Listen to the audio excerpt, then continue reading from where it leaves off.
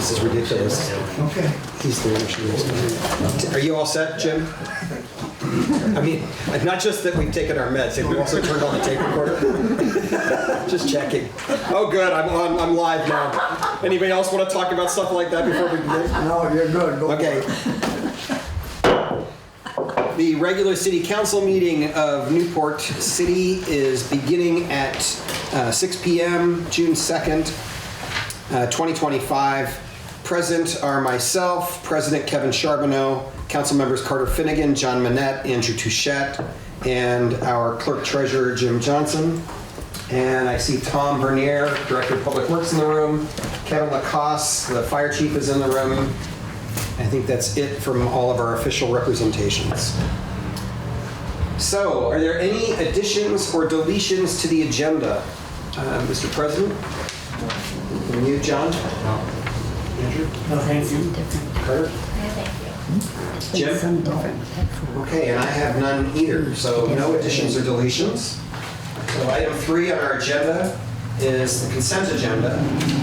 And a couple of people have asked me about what a consent agenda really is, so I'll just say a word here for those who may not be aware. That basically a consent agenda is a quick format by which we can dispense with material that we assume is not controversial. So if we're using formal Robert's rules, the way a consent agenda would work is that if somebody wanted to have more conversation about an item, they would actually move to remove the item from the consent agenda. Then we would vote on the rest of the consent agenda, and then we would come back and have deeper discussion about the item that had been removed. We haven't done that in my experience on the council. We generally just ask if there are any questions, and generally there are few or none. So that's how a consent agenda works. Tonight, what we're covering in the consent agenda are the approval of the minutes from our last meeting on May 19th, the AP warrant from the 28th of May, 2 sets of payroll warrants from the 22nd and the 29th, and then various licenses and permits for Trio Tie, the VFW 798 post, Jimmy Quick, Westside Deli, and there is a personal Niles Fund request that the council members have seen. So I'll ask if there are any questions about the consent agenda before we move it. Hearing none, do I have a motion to approve the consent agenda? I'll make that motion. I have a motion. Do I have a second? I'll second. I have a motion and a second. All those in favor, please say aye. Aye. Any opposed, nay. Motion passes. Thank you. And if you would pass, I think this is the one I signed for Jim. Pass that down to Jim for me, please. Okay, the next item on the agenda is becoming quite full. These are our task force reports, and we have 4 items under task force reports tonight. So we'll start by just asking Kevin and or myself, depending on what support Kevin needs, to just give a quick update on the new task force we voted to create that has one of my wonderful titles that never ends: Housing Insecurity, Public Encampments, and Community Safety. Kevin, you want to say anything about where we are with that? Yes. We're going to have our first meeting on Wednesday. That's the day after tomorrow, June 4th, at 3:30 here in the council room.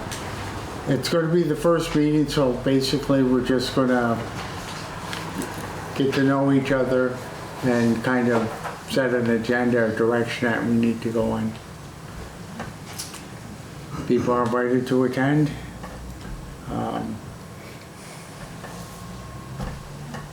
Great.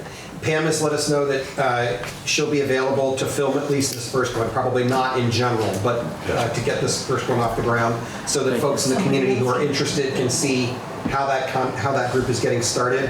And I printed, Kevin, the list of folks that we sent the invitation to. I thought I'd just review it so everybody knows who's going to be involved as task force members. So it'll be Kevin who will be chairing the task force, Amber Robbins, who is an outreach case manager with NKHS, Gabriella Stacy, who is a student at North Country Union High School, who I met a few weeks ago in a government and civics honors course, and who was expressing interest, Travis Gaines, co-director at UCA, Chris Mitchell, the field director for Vermont Agency for Human Services, Samantha Rock Stacy, who is the Community Schools Liaison with NCSU, the supervisory union. Lila Bennett, or someone that Lila will make a designee from Journey to Recovery Community Center. Pastor Larry Wall from the Church of God in Derby. Casey Winterson, who's the Director of Economic and Community-Based Service at NECA. And I think we will have someone, it won't be Margie Sartwell-Schlitt, whom we thought it might be, but Umbrella is trying to have someone who will come and participate in these meetings as well. And we've asked Police Chief Travis Bingham to staff these task force meetings, and I think we'll probably bring Mike Brown into those meetings once in a while too. So that's our group. Anyone in the community is welcome to come to those meetings. Anything to add, Kevin?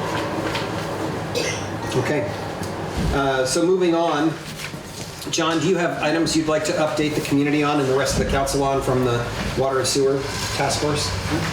Well, we are continuing to look at the whole meter issue, funding, how to go about getting them installed and so forth. Part of that process involves going back and looking and utilizing data from the lead and copper enforcement program to try to compile and cross-reference a database of people that are not metered that haven't come forward. So that process is ongoing. We're also figuring out that the ordinance probably has to be updated prior to undertaking a metering project, so we're gearing up to work on that. Great. And those are probably the main things. There's a lot of technical work being done. We've deferred anything relating to budget, general ledger, et cetera, until after the NEMRIC updates and after some of the Finance Committee's work in that regard is put into place, so that we're not, doing it twice or reinventing the wheel. Great. And I understand you will not be meeting this Thursday night. Correct. Okay, so we're going to take a week and do homework. Yep. And anybody who wants to give their heart and soul to the water and sewer conversation are welcome to keep up, because Pam has been devoted to keeping those meetings filmed for us. So you can find those on the NEK-TV channel. So anything else, John, for water and sewer? Okay. Carter, do you want to just give us a little update on where the financial reporting and fiscal practices team is? And then we have Chip Stearns with us from NEMRIC, who can speak to some of the specifics tonight. Yes, so we are making progress on trying to capture the full picture of where the city's finances are at, and also trying to project or forecast the big capital projects that are coming up, like the causeway and the payments on the water tower, and where we're coming short and where we need to borrow and with who. So part of that process of proving the bank's needs of having a cash flow accreditation we're working with, I am tinkering on a spreadsheet that hopefully will be not only a tool for those lending officers, but also a way for us to present to the public, but also kind of tinker with live, like, oh, well, what if we asked for this much money? And then it would populate. And so we could just have that conversation just a little bit more informed. But that is a tool that I am still working on. Still headways, yeah. Still meeting every Friday. Friday afternoons, still public, so if anybody wants to join or lend their 2 cents, open to it. And we have an action that, do you want me to go ahead and read this? And then, or what, I want to also. Why don't we let Chip do the background on it? I think it'll make a lot more sense to folks, and then we'll read through the actual motion we're proposing. Perfect.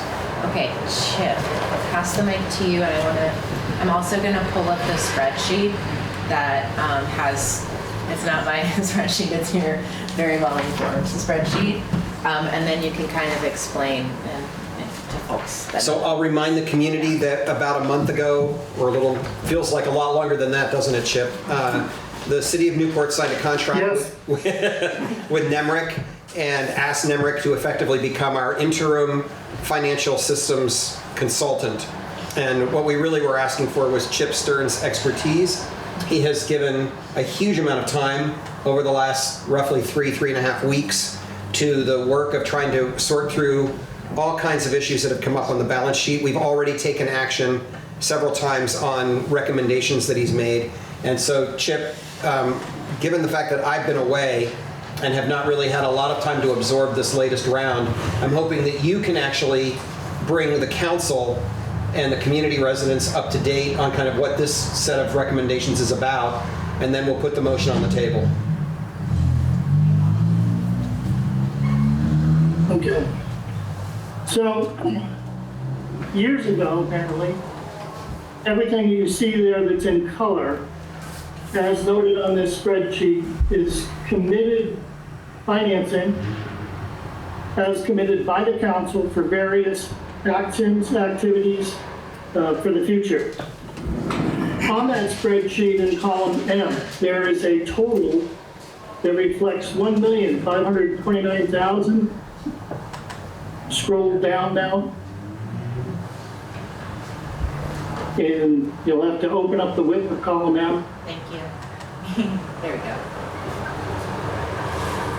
$1,529,951.58 is what I calculated out on May 23rd as a projected amount of cash that is supposed to be being held for all of these various activities. And the balance projected is in column M. The first thing to recognize is that at the end of fiscal year 24, the unreserved fund balance was a deficit of $1,411,000. So it is like saying I have the money to buy a new house, but I only have it in a spreadsheet. I don't have it in the bank. So if you would scroll to the right,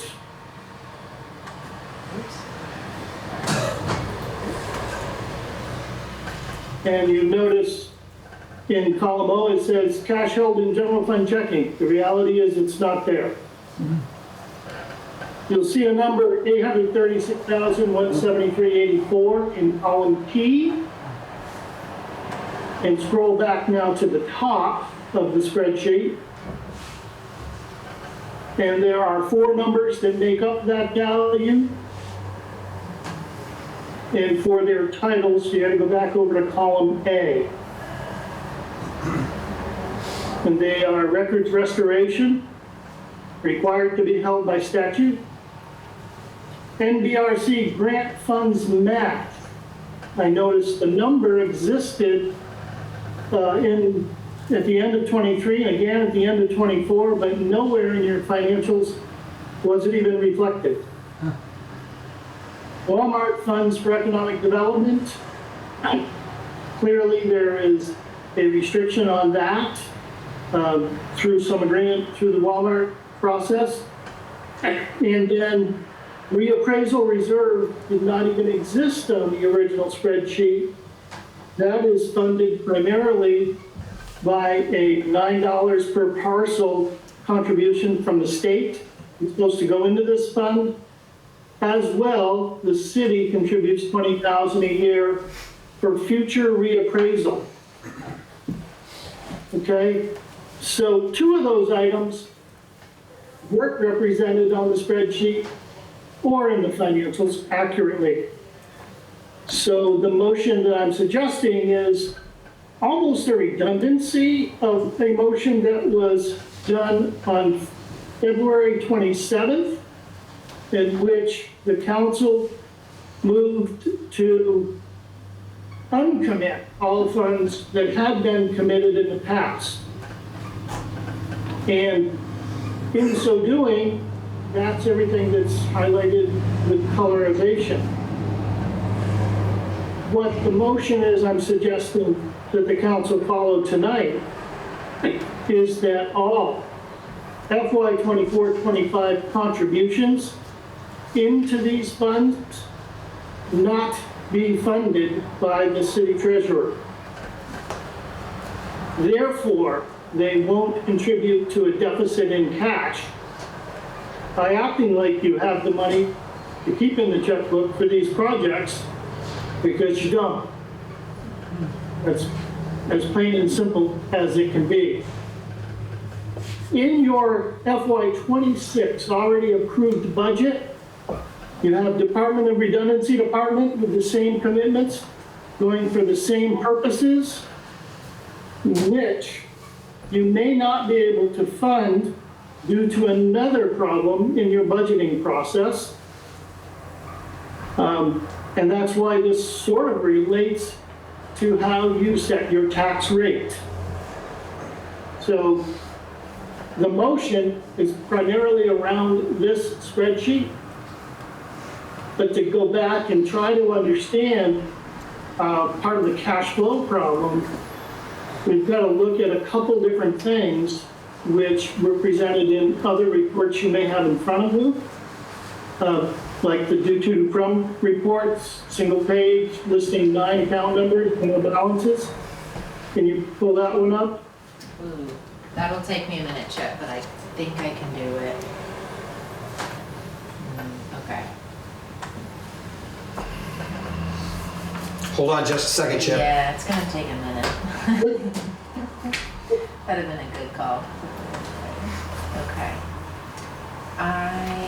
To dig around and find it. It's in a good place. Yeah, thank goodness you're here, because I know where you're at. I'm feeling really good about this one second.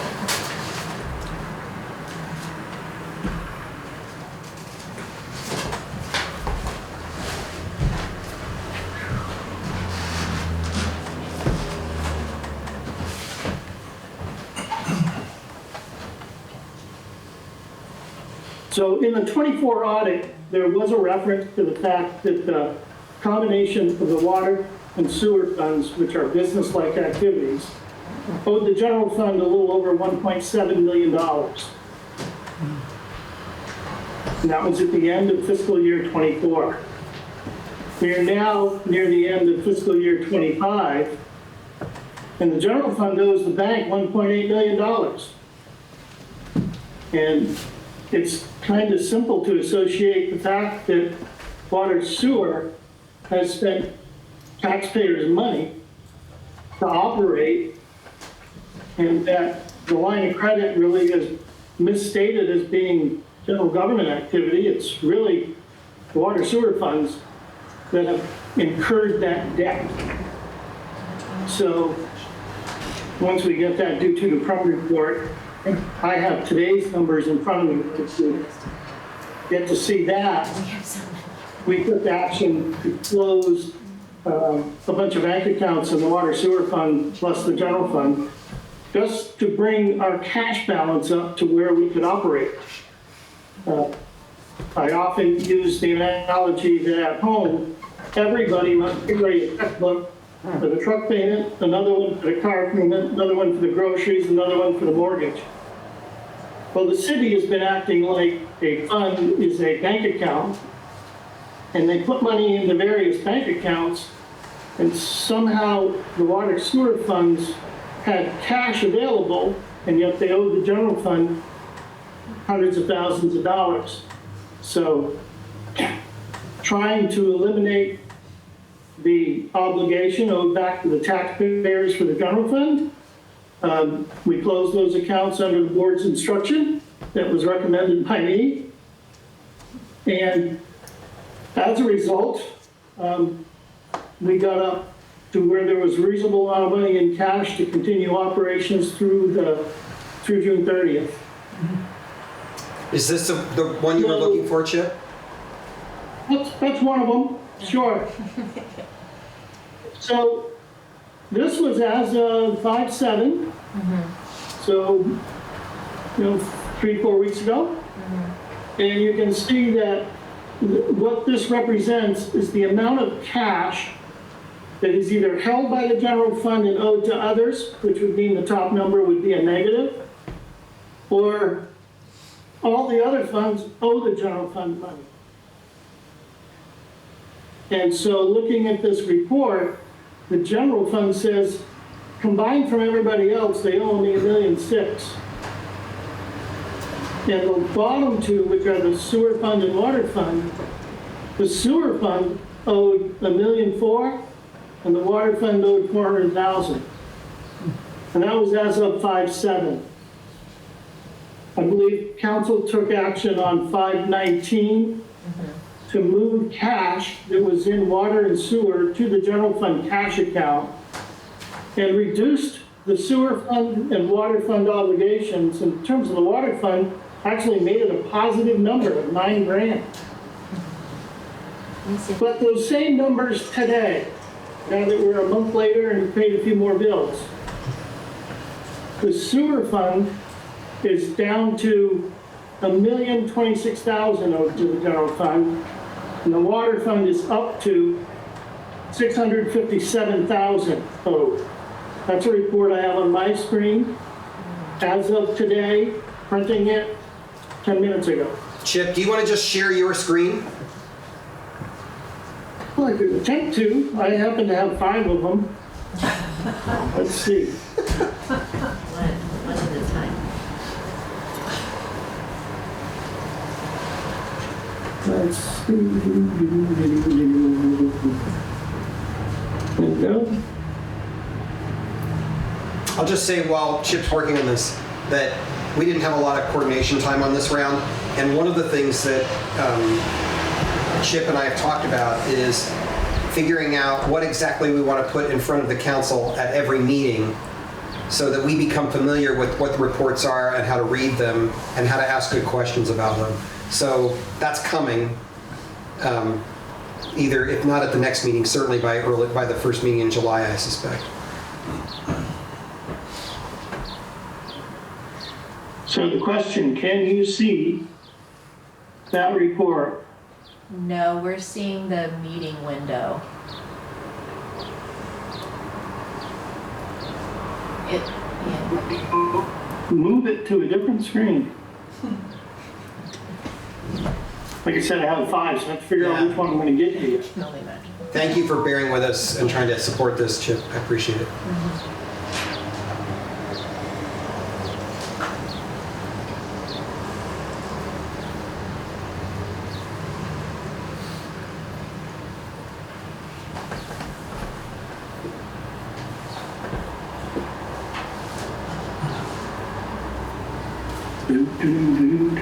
Screen 1, screen 2.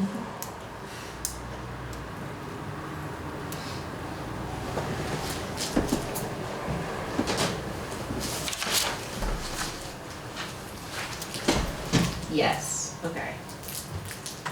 All right. So that is a 34-inch wide screen with many things on it. Yeah, Carter is focusing in on the portion that we want to look at here. Yeah, if you could zoom in just a little bit, that would be helpful. We've expanded as much as we can on our end, so there we go. Yeah. Getting there. Yeah. All right, we're in business. Okay. So this is as of So today. Yeah, that's as of 6/2 at 6:16 p.m. Okay? So this is your current financial position between funds from 10 minutes ago. The general fund pretty much staying in the same condition, 1.6941646, still owed from other funds. The sewer fund is down to $1,026,000, and the water is up to $657,000. Those two owe the general fund as of today. In the future, near future, we know that the general fund is going to have to meet an obligation of the $1.8 million line of credit. And it would go a long ways towards meeting that if the water and sewer funds could give back the general fund the money it owes. Not going to happen. Sewer has no means right now to do that. Water, we're hoping, has a means to do that through converting what was a line of credit for construction into a bond anticipation note of some value that is between $2 million and $5 million. yet to be determined based upon the actual cost of the water tower project. So I've met with staff members in Passumpsic Bank and the Vermont Bond Bank and trying to, I don't want to say use creative accounting, but have the lenders understand what really happened to generate that line of credit and how the money's actually been used is for the benefit of the water and sewer. So with these actions, it will only put us in a worse condition if we continue to fund the capital projects related to any fund, because we really don't have the cash to put that money aside. Like I said, your 24 audit said your unrestricted fund balance was $1,411,000 in deficit. And by removing the committed values of over that $1,400,000, which is $1,500,000 now, we should be able to turn the fund balance of general government back to a positive simply by that action. That action was actually taken February 27th. Another component, which I assume you can see that screen. I'm going to change to something else that I had open.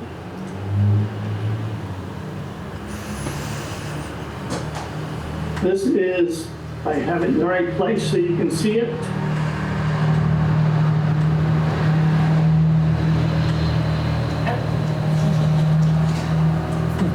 This is the budget sheet that was generated for council to approve budgets. And I want to focus just mainly on this particular line, which reads state municipal tax adjustment. And when you get to the year of 1819, I don't know if you can see that clear enough or not. Yeah, $100,000. Yes, the city began to budget the state municipal tax adjustments on property tax bills as if it was excess revenue, not needing to be raised by taxes. Every year since 1819, there's been a budget number in there, and that has falsely reduced the amount to be raised by taxes every single year, putting the general fund in a deficit mode of cash, even if all budgets were perfect. This was never an extra money.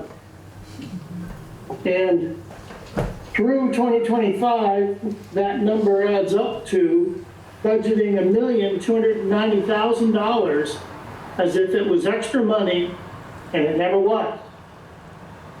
In 2026 budget, out here, Department of Redundancy Department, you did it again. You budgeted $220,000 as if it's excess money. And so from the get-go, you are short, if your budget is perfect, $220,000 in taxes. I believe your grand list may raise $30,000 per penny. And so just divide 220 by 30, and that's how much your tax rate's got to go up, just to make up in 2026 for a budget method that's inaccurate. So going back to the original motion, to not fund all of those commitments in 25 is simply a method of trying to not further indulge yourself into deficits because you didn't raise the money in the first place. And then the question becomes, in 26, if you know you're in a shortfall of 220,000, next year you can choose not to fund that again, Or you may choose to go to the public and ask if you can raise an additional 220,000. And I'm thinking you're going to still need to go to the public to ask about entering into a general long-term obligation in the sewer fund to cover the deficit and obligation of what is owed to the general fund. And Or, that Chip, is necessary. sorry, I was just gonna say, or to deal with that $220,000 that we budgeted inappropriately as additional revenue, we can look for a place to cut $220,000 in expense. Which is basically your committed reserves. Yeah, so say a word about That's why I say that, that. the committed reserves piece, because that's the motion in front of us for tonight, right? Right, so the initial spreadsheet that I had showed or Carter had shown, showed $1.5 million to be the projected ending balance June 30. And we're eliminating that. And to eliminate that also means you're not going to fund it for 2025. If you fund it and eliminate it, it's Department of Redundancy, you didn't need to fund it because you were eliminating it anyway.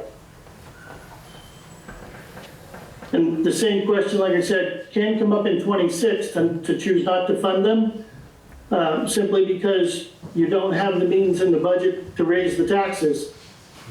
Your warrant article gave a number to be raised for taxes, and that's the number.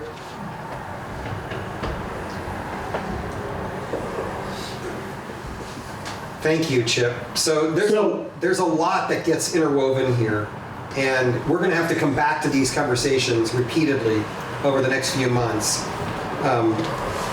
So if there are specific questions tonight about some of what Chip's put on the table, we're happy to entertain them. But I wonder if it might, should we do that first? If there are specific questions so far, with the understanding that we're not going to try and take action on everything that Chip has brought up for us tonight. Are there I don't even know how to do this because I have lots of questions. I suspect we all do. So, let me just say, Chip, let me do it this way. One, I think we've got at least 3 major issues that you are presenting to us, and we're going to try and chip away at one of those presenting issues with this motion that you have suggested tonight. Right? So one issue is what I think I heard you describe as, if you don't have the money, you can't put it somewhere else. And so what you're really saying with the motion that I'll invite in a moment, and that the community residents here have been given a copy of, is that we're going in for this fiscal year that we are a month away from finishing. We are not going to complete the movement of those monies from our general fund into a committed fund because the money doesn't exist at the moment anyway. It's not actually there. It was budgeted, but it's not sitting in our reserve somewhere so we can move it. So that's the impact of what we're doing tonight. There's a second issue that I think you're raising that is really about how we've been budgeting mistakenly since 2018, including the most recent budget, which I presided over the creation of, where we've budgeted between $100,000 in 2018 and $220,000 this last year from the state as if it was additional revenue, but in fact it was a portion of the total tax revenue that we should have been counting on. So we're not proposing an action about that tonight. That's just by way of explanation for part of how we've gotten into the position we've gotten on our balance sheet. Oh, so to clarify, that item is the item that's shown as state payment on people's tax bills. And it's a subset of the total tax bill. It's not money in addition to the tax bill. That's exactly what right. you're saying. But it's been budgeted as if it's money in addition to the tax bill every year. Gotcha, so you're... Okay. Yeah. Right. And so what Chip was saying was, we've gotten, in an earlier conversation that some of us had with Chip, he said part of the reason you got into this challenge was that you also, up until recently, up until the last couple of weeks, we've always had the school budget income and expense mixed in with all of the city stuff. And so it kind of helped to hide the reality of what was going on. Even though we were basically, if we had been looking at just the city, we would have, and paying attention, we would have seen, a roughly $150,000 to $200,000 a year slide every year over the last 7-8 years. Is that a fair summation, Chip? Yes, yes. So that's by way of background. We're not trying to take action on that issue tonight. It's just by way of explanation for part of how we got to where we are. And then the last thing is that, again, mostly by way of explanation for the work that Chip is doing on our behalf in the background, is to look at the work that he's doing to try and really clean up our balance sheet so that at any given moment we understand actually which funds owe what to whom, right? And that's why the work that he's doing with the water budget, the sewer budget, and the general operating budget is important to us right now, because it's going to be the foundation for the work that we will do with lenders to figure out how to go about dealing with our deficit. And we're not there yet either, but that's kind of it's just beginning to kind of get that stuff out on the table so we all have a better understanding of where it came from. Chip, do you want to add anything to that last piece, or did I muddle that appropriately? You muddled it appropriately. Okay, thank you. I see Lori has a question. Go ahead, Lori. Hi, you guys. So I just also want to clarify that I think it was at the meeting a couple of weeks ago that we've taken those committed funds already that were in the monies that were in those funds already and moved them out to be able to use as part of our current cash flow. We didn't take out the obligation to them, but we took the funds out. And not only are we looking at the motion tonight to not fund those for 24-25, which ends in a month, but also to withhold funding for that's listed in the next year's budget, which starts July 1st. At some point after we see where we're going. Is that I think where we're also going? Yes. Is because again, we can't put money away if we don't have the money to put. Right? That's right. So just for everyone's benefit, that's Lori Grimm who's speaking, who is on the Financial Reporting and Fiscal Practices Task Force. So she's been a part of a lot of these conversations, particularly with lenders over the last few weeks. So Lori's right. We've already taken action to clean out all of the variety of individual bank accounts that had been existed with some level of funding for committed projects that the council wanted to commit money to in the future. We've taken that and said, we need that money to exist right now for financial purposes. What Chip is asking us to do is not to dig this kind of mythical hole any deeper by moving money that doesn't actually exist into those committed funds. So that's the effect of a motion tonight. So I think what we might want to do is, let me do this. I'm going to invite a motion, read the specifics, see if there's a first and a second on that motion, and then we'll see if people would like to speak specifically to that. So the motion we're looking for would be for City Council to instruct the City Treasurer not to fund any fiscal year 24-25 commitments listed in the restricted, committed, assigned fund balances spreadsheet as presented tonight, and further instruct the City Treasurer not to fund the following fiscal year 25-26 budgeted amounts from sewer and water budgets in order to mitigate the cash deficits that each fund is carrying. And this specifically refers to the following four funds: sewer 8-50-95.63, which is the factor sinking fund for $50,000. Water 9-50-95.60, the factor sinking fund for $50,000. Water 9-50-95.85, the Sias Avenue sinking fund for $100,000. And water 9-50-95.89, the water treatment facility replacement fund for $30,000. So for the purposes of conversation, do I have that motion? I'll make that motion. Okay, the president has moved it. Is there a second? A second. Okay, I have a motion and a second. So let's hear from the council about whether there are any questions or thoughts about this process that you want to ask for clarification on from Chip.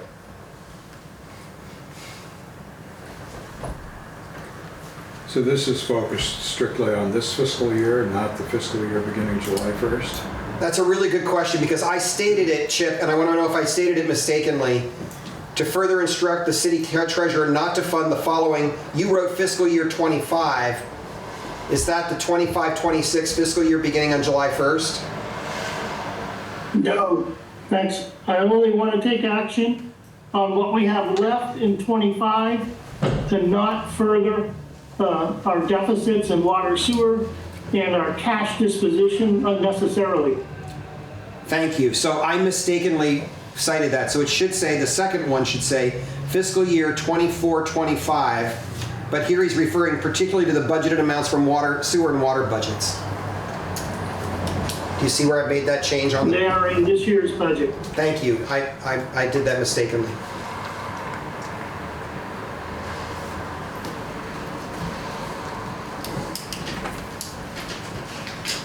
So depending on how things play out, then we revisit the issue sometime in the coming fiscal year. I think that's right. We're going to learn a lot more over the next couple of months. We'll have to go back and have a similar conversation about the fiscal year 25-26. And I'll just say, because I'm channeling my inner Tom Bernier, Director of Public Works here, that let's just recognize that the long-term impact of what we're doing here is to recognize a reality that none of us wish existed, which is that money that we've thought we were putting aside for years to help us with major capital expenditure purchases just isn't here. And we're going to have to, as a council, come back to that conversation over the course of the next few months or a year and figure out how we're going to deal with those long-term capital expenditures that have not gone away just because we're defunding them right now. Fair enough, Tom? Is that how you... I think I channeled my inner Tom Bernier fairly effectively there. So we did, on the balance sheet, we did set up a series of liabilities to keep track of how much that we closed those accounts for. So they are just lined up as, if you will, obligations of assets, but we moved the cash so that the general fund had money to pay bills. So we haven't lost track of how much we had set up in reserves, but at some future date, you may say, now let's eliminate those liabilities. We really don't have the money. Right. I just said to not fund it anymore because it's in hock already.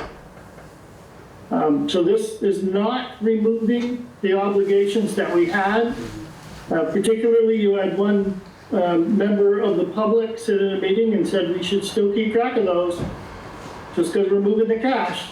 And so that was the action that I took, was to maintain on the balance sheet a liability account as if those reserves exist, but they only exist on paper. They do not exist at a bank account. For those with an accounting background, that's pretty clear. I have got commitments against nothing I own. Okay, Chip, that's been very helpful. I'm just going to go one by one and ask each of the council members and the treasurer if you have any further questions before we take this particular action this evening that we now have a motion and a second on. Carter? No, thank you. Okay. No, thank you. John? No, thanks. Kevin? No, thank you. Jim, anything you want to? I know exactly what he's doing. Okay. So I have any, yes, go ahead, Ann. I asked for questions from the community as well. Yes, there's just one point with regard, I know you're not voting on the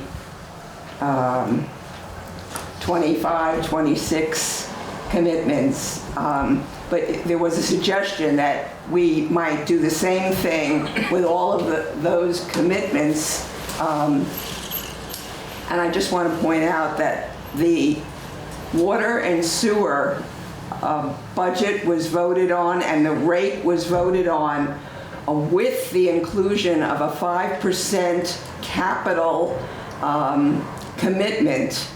And so the rate went up to fulfill that commitment, and a fund is to be created shortly by the voters for the money to go into that. That money, since the rate went up to fulfill that capital commitment, it seems to me that we cannot avoid putting money into that fund since the rate went up to fulfill that commitment, and that state has requirements around it. That's one fund that we will have to fund next year. Am I right? Chip, you're welcome to respond to that. I'll just say that the way you have stated it is exactly what the council's stated intention was when the action was taken. And it's certainly still the understanding that I have. Chip, do you want to add anything to that? I just want to clarify that to establish a fund does not require opening a bank account. No, but to raise the rate on the basis of the fact that you're going to put 5% of the water and sewer operation into it, seems to me a commitment that you will put the 5% in, or the rate should not have been raised to do that. I think it's a conversation for another day. All right. I hear your concern. I think there may be some nuance in it that we're going to have to talk about in the future. But it's well stated. Your concern is well stated. Any other concerns or questions from the community? Hearing none, we have a motion and a second. I'm going to reread the motion since I read it inappropriately the first time. That the City Council instruct the City Treasurer not to fund any fiscal year 24-25 commitments listed in the restricted committed assigned fund balances spreadsheet as presented, and further instruct the City Treasurer not to fund the following fiscal year 24-25 budgeted amounts from sewer and water budgets in order to mitigate the cash deficits each fund is carrying. And we listed the sewer Vector Sinking Fund, the water Vector Sinking Fund, the water Sias Avenue Sinking Fund, and the water wastewater treatment facility replacement fund. I have a motion and a second. All those in favor, please say aye. Aye. Any opposed, nay. The motion carries. And with our great gratitude for all the time you've been putting in, Chip, and for the many hours still to come. So thank you for joining us this evening. And you and I, I'm sure, and Carter will be in touch this week. All right. Talk to you again, guys. Thank you. Thanks, Chip. Moving right along, thank you everybody for hanging in there with us on a pretty arcane conversation. The next item on the agenda, I don't think there's any other item for action or any other conversation, Carter, right, from your team, your task force? That's so nice, is it? Do you want to just say a word about kind of what you think the next steps are? We'll be in touch. There's like some internal thing, like just checking with Chip and the progress that he's made with his recommendations and making microphone, thank you. So the next steps, I would think having a meeting with you, probably accounting office, clerk treasurers, and then following up with what recommendations he's made so far, making sure we're basically on the same page there. And then continuing to clarify the numbers that, for the financial proof to the lenders. So basically The solidify. cash flow document that the lenders were looking for. Yes. Okay, Yes. So great. that's the behind the scenes work. We're Thank still you. on for Friday meeting, but we'll see if it's needed. Okay. And I'll let the public know by Wednesday. Gratitude to this task force as well, because I think they've met every single week, right, Yeah. since we established it 2 months ago. So thank you for that. Okay, and then the last one, I'm going to invite Chief Lacasse and Andrew Carbine to come join us in a couple of chairs up here at the table. Because we aren't juggling enough exciting task forces in the life of the city of Newport. Here. Nope. He knows it's the sinking chair. I'm going to ask Andrew and Kevin to give the council an explanation for why we're thinking about this task force and kind of what we have in mind for the task force. The council has seen in your packet the job description that they have largely been responsible for drafting, and that was in the community packet, as the packet that the community has seen as well. But I thought it might be helpful for these two gentlemen to describe what the context is, why we're looking for this, and what the next steps would be. You want us just to read this? You wanna give a little No, I think background? actually, Andrew, it would be helpful if you shared with the council a little bit of what you shared with me Yep. a month ago about your long-term concerns, just kind of Yes. create some context. So we had a conversation regarding the concerns we have in trying to be proactive rather than reactive.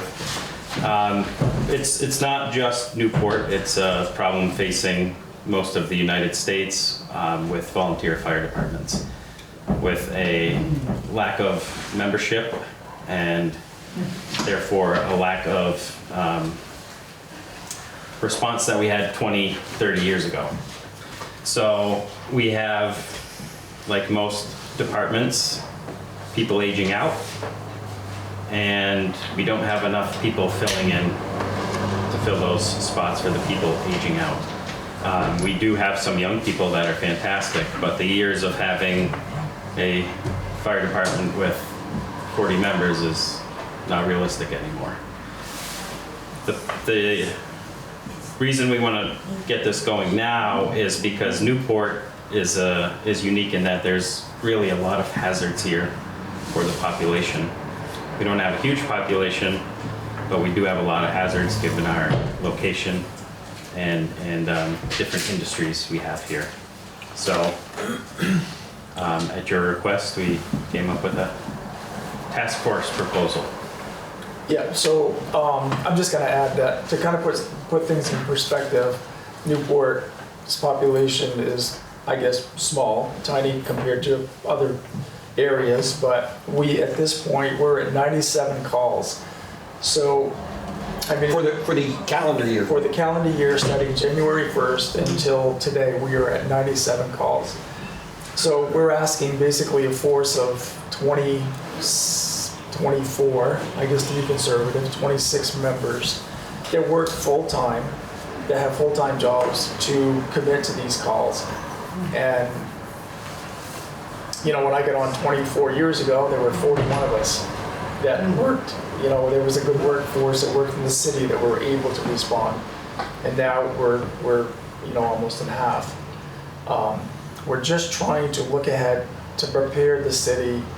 We want to be prepared for the city to be progressive if things happen the way we hope they do with, you know, future plans. We want to make sure that the fire department doesn't leave the city in a lurch. That we're You're talking about with the development with plans the that the development council's been plans and everything working that's being discussed, that we want to make sure that we're being progressive and that this doesn't come as a shock to you, you know, to the council in 5 years that all of a sudden the department is, you know, just understaffed.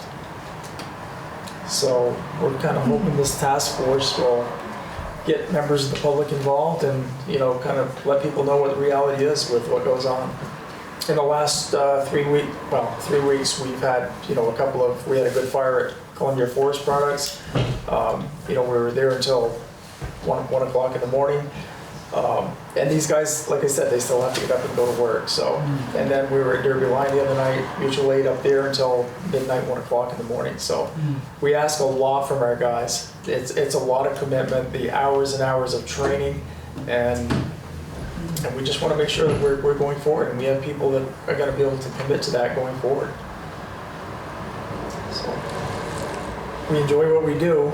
Well, we don't enjoy when people are, but we're happy to be able to serve. Everyone that's there is fully committed. And as Andrew said, we have a lot of new guys that are coming on that are, you know, the younger generation that is great to see. But we want to make sure we're being progressive going forward. Thank you, Chief. So I wonder, mostly for the benefit of folks who choose to watch the city council proceedings after the fact and may not have the document right in front of them, without reading the entire document, I wonder if either of you would like to just kind of hit the highlights about what we imagine this task force taking on over the coming 9 months to a year. Go ahead. Sure. The purpose to provide the council with recommendations for the development of a 5-year strategic plan that includes future staffing based on current and future fire department operations. Recommendation should be based on manpower recruitment and our mutual aid system to effectively respond to calls for service and protect public safety. Further recommendation should include department growth based on current hazards as well as future growth of the city of Newport. Some of the topics we recommend talking about with manpower is staffing, current staffing, recruitment, mutual aid, potential for auto aid or regionalization or a combination / career staffing, all of which have pros and cons. And looking at the hazards we have, including industry, schools, hospital, part of a highway, downtown with pretty dense, closely populated buildings, and then of course the anticipation of growth in downtown specifically. And what's in your head, gentlemen? Are you picturing a couple of times a month? We haven't really talked about this. Like, Yeah. what are you thinking at this point in terms of commitment? Yeah, I think that's reasonable. Okay, so we're looking at the idea really when we talked about this a month ago, when the chief and Andrew and I talked about this, was to anticipate this with enough length of time that we wouldn't feel rushed or kind of hurried into a conversation, and to make sure that we're having this conversation in tandem with all the other financial conversations that we're trying to have over the coming year, so that we don't surprise ourselves, get all done the financial conversations a year from now, and then say, oh, well, wait a minute, there's this major piece we didn't take into consideration. So really, we're talking about a task force that we would form in the month of June. It would do its work and report in with recommendations or updates as we go along over the course of the next at least 6 months, probably 9 months to a year is my guess. And I'll just go one step further and say that Andrew and I have spoken, Andrew Touchette and I have spoken, and Andrew has expressed a willingness to chair this task force, since he's the only one left standing here without a task force. And also, I mean, it's kind of nice the way it's worked out, because this was not in my head 3 months ago, but given the fact that Andrew is serving and has served on this force, it makes sense for the smartest person at our table to be a part of guiding the work of this task force and bringing recommendations back to the council. So I think the motion that we'd be looking for would be to form the task force with the understanding that Andrew will chair it, and then to take, like we had before, the next roughly 2 weeks and work at recruiting, and then come back to a conversation about who would actually serve, so that we can put out a public call to the community and see who else might be interested. It would be great to have community members, because if it's just firefighters, we're not going to get that citizen input that we need. I just want to really highlight that. I think we really are saying we want some people, obviously, with firefighting experience, and we want people who are community residents who are just thoughtful, careful, strategic thinkers to be a part of this conversation, to ask good questions. We're also thinking that instead of having a large task force, having a smaller task force and inviting specialized people in for meetings with a set agenda, such as existing fire chiefs or somebody with land planning supervisory stuff, and that specialize in certain tasks depending on the night, because we all know that everybody's time is very valuable, and it's very hard to give up any kind of time on a task force. But if we could do one night, maybe a business owner can chime in and voice some concerns or some suggestions that they can provide. Maybe it's a local business that says, hey, I have five people that want to join, and I can allow them to leave during the day when they're there, or something of that nature. So that's kind of what I was thinking, or what we were thinking, just in the small talk in the last couple of weeks. Great. As well. Okay, somebody want to make a motion? We'll get it on the table and see if there are any other questions. I'll make that motion. Let's see. So it would be a motion, Kevin, to think Jim's, Former task force, for the development of the fire department and Andy's chair. Great. And why don't we include in the motion that Andrew is being asked to chair it? Does that sound all right? You did, I'm sorry, I missed it. I was reading here. Okay, so we have a motion, do we have a second? I'll second. We have a motion and a second. Any questions or thoughts or concerns you want to raise? Anybody in the community want to raise any questions? Okay, seeing none, all those in favor, please say aye. Aye. Any opposed, nay? Hearing none, the motion carries. Thank you both very much for coming tonight. Appreciate it. Thank you, council.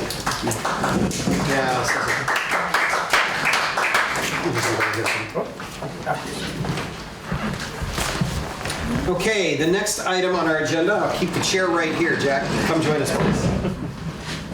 Jack Roberge does all of the insurance, health-related benefit style insurance, not the insurance for the broad city, but the policies related to our employees. And the ancillary product. so I have had quite an education about how that all works, and I asked if Jack would be willing to come and help educate all of you. So take it away. It's all yours, Jack. Okay. What you've got in front of you, you should have anyway. Actually, this time around, I'm just going to be looking at the renewals for the July 1st, which is the dental, which was these are all the contract negotiated with the unions.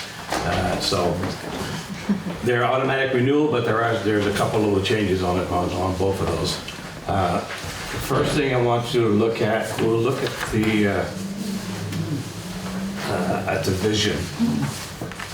What we've done, what we're doing with the vision. Let's just make sure we're all looking at the same piece of paper here. Yeah. Is it this one? We'll look at PD first, which is one you got.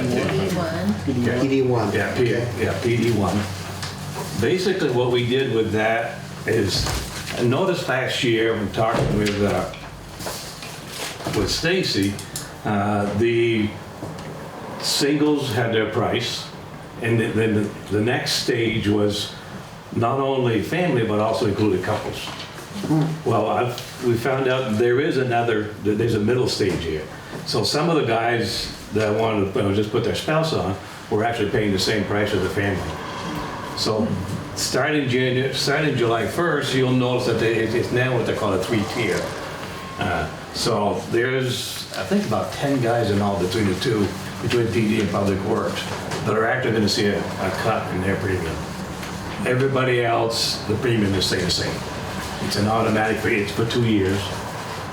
So that premium with a vision plan will stay the same, except for the couples. Their premiums they're going to go from the family down to the couples plan, which you can see it's a little bit less, which it made sense to make that change because we had some guys that were not happy with it.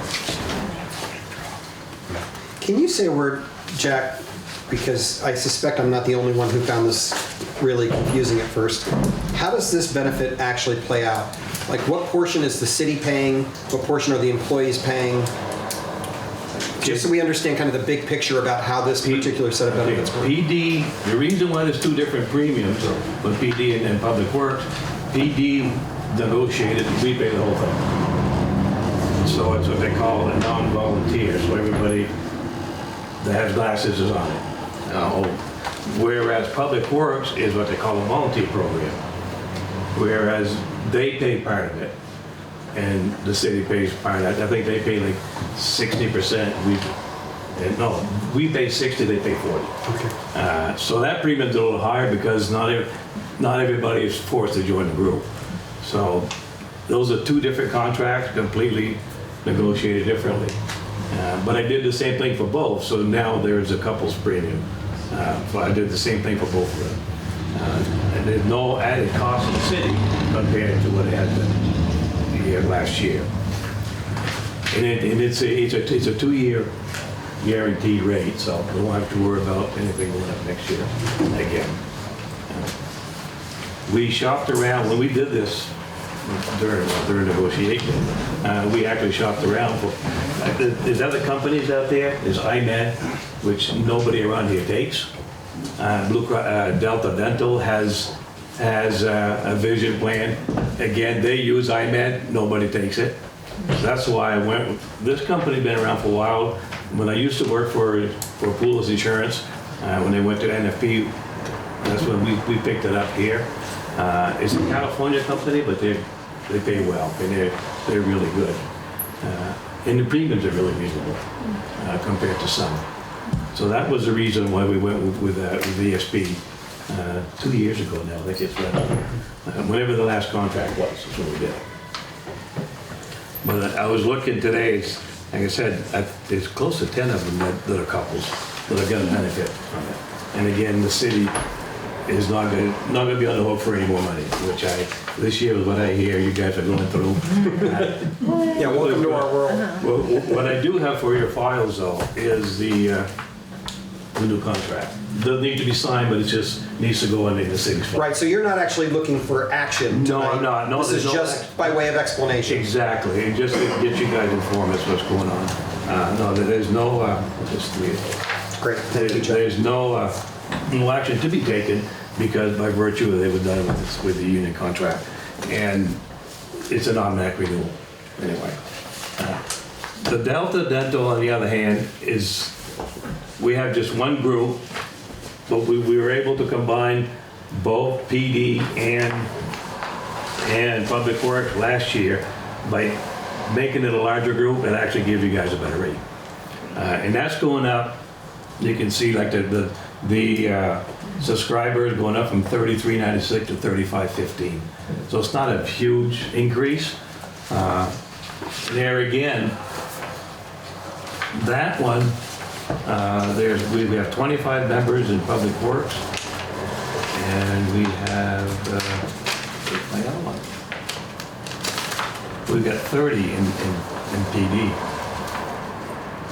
But there again, PD, we're paying 100%, and Public Works, they're paying part of it.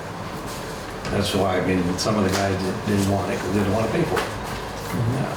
But that's what they call, that one is a non-volunteer program, so they don't have to sign up, but PD all did because we're paying the whole thing for them. But it's, pretty simple. I mean, again, that's an automatic renewal, so there's no contracts to be signed or anything. But what I have done for you guys, I printed these out so you can see what the plans are. What you get for vision shows you the plan description. So I did that so you would have the knowledge of exactly what the guys are getting, guys and girls are getting, what our employees are getting.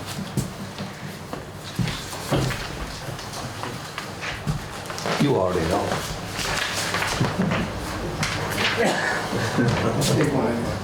But I'll get together with Stacy on the price increase, so she'll know. Okay. And also on the vision appraisal thing, so she'll see some of the guys are gonna be getting a better rate. Any questions for Jack? Do the employees like this plan? Does it work for them? Now, that's actually, let me clarify, that actually is, the Public Works actually includes the non-union as well. Yeah, okay. They're under the same, yeah, it includes the non-union members. And that's the way it's been back when I was on the council 35 years ago, and even back 8 years ago. Public Works, whatever they negotiated for contract, always included the non-union members as far as what their benefits were. So that's nothing new. Something's been going on for well over 30, well, I know 35 years ago it was that way, so. Just to make sure the employees Yeah. appreciate it, it works for them. 'Cause Yeah, the other thing that's renewed automatically, and I haven't seen anything yet, is that they're the short-term, long-term, and life insurance. I have not seen anything from Mutual Home Loss, so I think because, again, it's a 2-year deal, so it's... So we're in the in-between year? I think we're in between years on that one. Because if there would have been any kind of a price increase, I would have known. So that's probably why Because that, again, is a 2-year guarantee type of deal. Okay. We'll see that. Next time you'll see me will be for the bad news. That's gonna be the medical health insurance. And that comes around when? That's gonna, I should have the numbers on that. They usually come out for around the first week of September. We can't do anything officially until October, but I'll start working on it and do the comparison like I do every year for the city, where I can always compare it with Blue Cross to see which one. And this year with Blue Cross asking for 23% increase. I can't see us moving to Blue Cross unless something drastic happens with the plan that we're in now. But again, we can't change plan. We can go to a comparable plan with a different company, or union contract. But we can certainly, I look at it every year, review it every year, to make sure that we're still in the right place. And when I saw it on the 23% compared to 3%, I think my job would be a lot easier this year than in this past. But I'll still do the comparison for you and give you all the numbers like I always do. Okay, so you'll come back to us in September? I will come back towards the end of September. Yeah. Probably, well, we should probably plan to have me on the first meeting in October. Okay. That would be. I'll add that to our task Would you force. please? Yes. So Carter will put that on our wheel planning document. Yeah, they put that on your plan. By then I'll have all the numbers and everything for you. Okay. Any questions from the community, Jack? I don't see anything else from the council? All right, then just our appreciation. Sorry, yes, Please. appreciation, and it's like general question, so, because we've been looking at the budget a lot, every month, benefits is shoved into one line, and it's about $86,000-ish a month, is that? And then, out of that pie, how much is vision and dental? Oh, very small. Very Yeah, tiny. okay, very that's what I thought. Yeah, you're looking at a Okay. very, very small Yeah, percentage. I would say probably 95% of it is medical. Yeah, okay, that's why the other names. Stay tuned. Yeah. After we will have had nothing but good financial news all summer, Jack will come back with equally great news in the fall. Yeah, I'll come back and give you the bad news. Yeah. But, Okay. yeah. The one thing I want to clarify with you guys, you probably, I think you and I had a conversation. Yeah. For this stuff, I get paid by the insurance company. I'm sure you've seen every quarter where I bill, and that's only for medical insurance. Back 8 years ago, though, Laura hired me as a consultant instead of a broker. If I was a broker, it'd be $20 per month per person. It's a lot cheaper having me as a consultant. It would be around $6,000 or $7,000 a year compared to maybe $2,000. So, but what I do the same service. What I do is if there's a problem, one of the employees has an issue. The way we used to do it, they would let Laura know, and she would authorize them to call me. Lately, it's been pretty good, pretty quiet, but they just call me directly, and that's the only time I bill is when somebody has a problem, or when I enroll somebody, or when I terminate somebody. That's the only time I bill. Well, I'm very conservative against my tax dollars too. Appreciate that. Yeah, thank you. But I just thought I'd let you know. That's helpful because I didn't, as a new council member a year ago, I didn't understand how that billing worked, so thank you. Yeah. Okay. That's because Linda never wanted me to come in. I'm not going there. Glad to have you tonight, Jack. Thank You're you. more than welcome. If you have any questions, you can just give me a call. Thank you. You're welcome. Appreciate it. Okay, moving on to item 6 on the agenda. This is a discussion regarding the Municipal Energy Resilience Program that actually Carter is going to lead us through with a PowerPoint. Yeah. Do you want me to push buttons after we get started? Yes, please. Want me to say that? Please on advance? No. But you might give a little explanation for why you're the one doing this. Yes, I shall. Give me 1 second.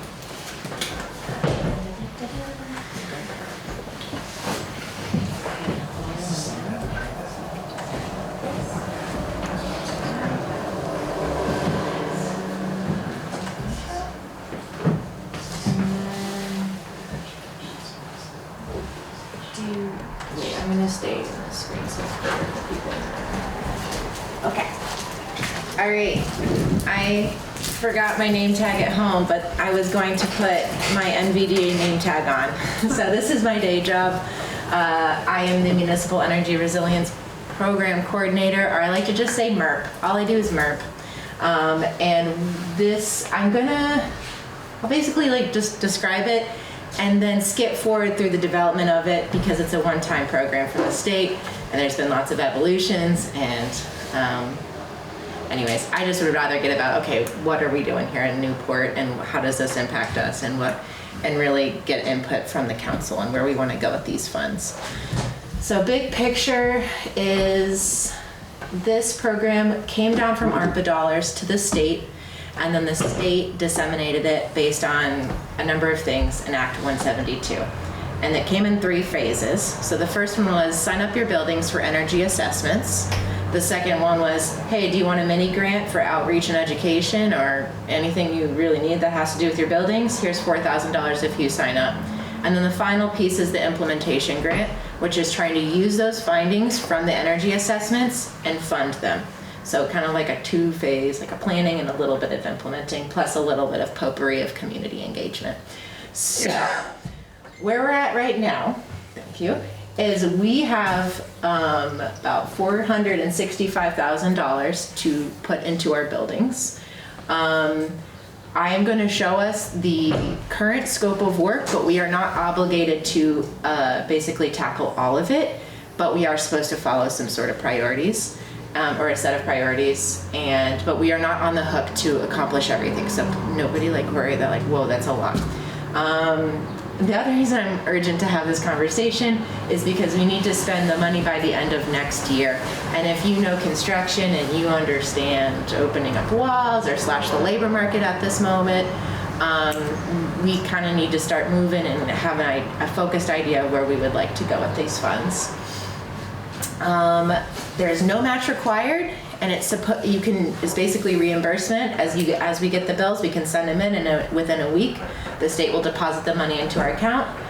But also, if we would like, we can apply for financial hardship, and we can get basically 20% lump sums at a time, and then build down from that. And I don't mind tackling that if we need to put that together. We should follow our purchase and procurement policy. We don't have as many hurdles because we don't have historic buildings, but this building is in the historic district, so we just gotta let them know. And we need to do that before we start doing things in this building. And we did get the mini grant, which I will talk about in a minute, like at the end, because it's just a little bit. Okay, yeah, thank you.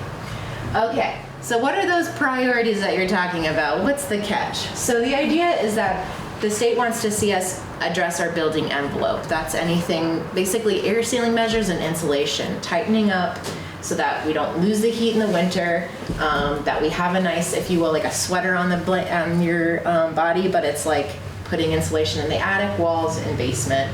That looks like a number of ways. So that also can mean windows and doors, which can be expensive. And just, those are also the ways that we're gonna probably see the most financial payback, where we're gonna see reduction in bills. The other main thing is like any HVAC upgrades. So switching our fuel from oil to propane, maybe putting in some heat pumps. There's a number of systems out there, but they're really just wanting to see some efficient boilers out there. Especially for ones that, like, if they're limping along and they're at the end of its useful life, like, let's get them out of there. The third thing would be lighting and other mechanicals, so like LEDs are low-hanging fruit for sure, but also if there's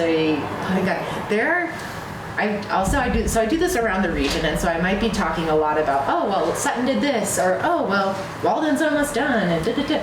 There are old refrigerators out there that are like twice as old as me and they're still plugged in. It's bananas. But stuff like that are easy swaps and can be applicable in this program, as well as other neat things like smart thermostats, adjust, anyways, wide umbrella here. And then the last thing are the resilient measures. So those are your solar arrays, your backup batteries, and also an EV charger here or there. So those are things that we could apply, but we really need to show BGS that we've accomplished the first few things before we get those nice shiny bows and stuff like that. We need to make sure we have attic insulation and stuff like that. Okay, so I'm gonna get into some nitty gritty, but this is also just for the council to think about. Also the background is I met with Tom. Tom is willing and so knowledgeable in this area. So at any time, if you want to grab the mic from me, Tom, just raise your hand. but thinking about the long-term use of these spaces, like where we want to invest these funds. And then I also have some highlights from our budget so that we know where we're actually spending money. So for the municipal building, and also these numbers, I just learned about them a month ago. They are not hard and stoned. So we also can change these scopes of work. BGS has been really amenable. So if we find out that, you know what, the walls are actually really well insulated, we don't need to do that, or we found out that we actually really need to address this thing, BGS is happy to add things and subtract things. We just need to give them reason.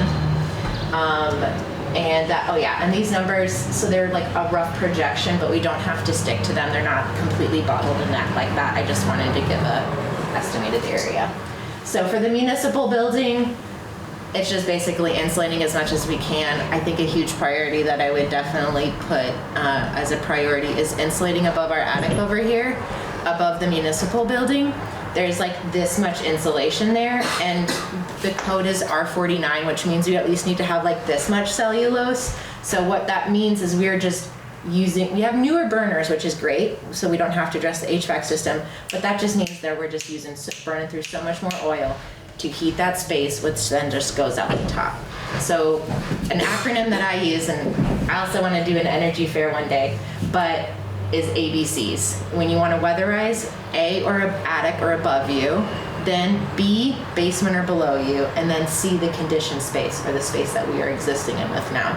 So I think attic insulation would be a huge win for us, and then just also putting an RFP out there and see what other areas the experts would need to address. This is an old historic building, so that's one. Can you just, because it's tiny, can you say a word about how much is attached to each of the buildings as we go? Yes. The dollar amount? Yeah, or, just to give people a rough idea. So roughly the municipal building was awarded $220,000. And that is because of the size. So pretty much anything saying we're gonna insulate this building versus the skate shack is like, so, and also we put in, but I now want to kind of walk back, is single pane windows. Those are going to be really expensive to switch. We have done some, we do have modern double pane, but when it comes to the windows that are in the gym space, we're going to get a lot more bang for our buck if we do either exterior storms or some neat window inserts in the winter, just to prevent that airflow. It just would be way too expensive and we wouldn't really see the payback.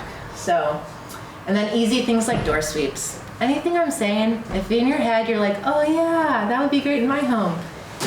These savings. You're supposed to think that. Yeah, you're supposed to think that. And this is the fun part. So this scope of work is also as drafty as I'm trying to not be with buildings. It's very wiggle room and loose. So for example, for the HVAC, it says, replacement of a space heating system with a more efficient system. Does that mean propane? Does that mean a new oil? Does that mean heat pumps? I don't know. But also installing programmable thermostats bring us into the year 2025, easy win. And then just small, a lot of these things I'm gonna glaze over because they're low-hanging fruit that we will definitely see the returns on or the payback period. And the cool thing is it's not really even a payback period because it's a grant, so we're just going to be saving money without doing that investment. And LEDs here. For the fire department, approximately $150,000 was awarded there. And similar things, mostly addressing door sweeps and any air seal measures that we can identify. It's really helpful in the winter when you have one of those UV rays and you can basically sense and see all the air. When there's a great delta in the temperature, so when it's really cold outside and it's really warm in here, and the cold air tries to get in, it's really easy to just go around with a cock and be like, but until then. HVAC system, same vague thing, replace it with a new one that's more efficient. And this one also says add air conditioning as part of an electric HVAC system. This again can be targeted maybe towards the areas that maybe the office or the community space, you don't necessarily have to condition the whole entire building. It's what makes sense. We can basically take this and make it work for what we need to do. Again, smart thermostats. The fun one here is an energy recovery unit. That's basically a fancy way of saying ventilation, but smart. And that's another one that could be really expensive, but we could also be frugal about it and just basically use CO2 sensors or moisture things and then connect those with existing exhaust fans. So that way it's a lower price, we're still being cognizant of air quality, but we're not dipping into that. Because yeah, if we are really trying to stick with these buckets of 150, that could eat up easily $50,000 to $70,000, and I don't want to do that to y'all. So, and again, lighting, easy peasy. Thank you. Thanks. All right, so 3 other buildings were included in this program too. So the Public Works Garage, air sealing things as well. HVAC, same vagueness with please include AC and some thermostats, and also similar thing of the fire department of getting some mechanical ventilation in there to keep the air quality safe for the occupants. Because in the winter the doors are down and they need to run and check things. It's not fair. So probably some straightforward solutions there. Also with lighting, although I will say the Public Works Garage is our newest and it is beautiful. I've gone to all the garages basically in the NEK and it by far is modern. They've done LED lights and it's mostly going to be maintenance, I feel. If I'm trying to, like their front building, part of the building is radiant heat and it's very efficient. So I think that is why the bucket here is a little bit smaller. So I think focusing on just the low-hanging fruit around the envelope and mostly spending it in the HVAC section is where we're going to get some efficiency. Gateway, I'm just going to summarize, very similar things, plus attic insulation. There was very little, and it's also a weird pitch slope, so that's why we're putting out an RFP and actually getting somebody, not just the person that does the song and dance, but actually goes in and would apply the insulation to get their input. Again, it's going to stop the physics from drawing the hot air up and out of the building. Same thing, just make it more efficient, which we actually already did. There was an emergency repair and BGS will replace it. So it happened in the spring. So we've actually already crossed something off. So there you go.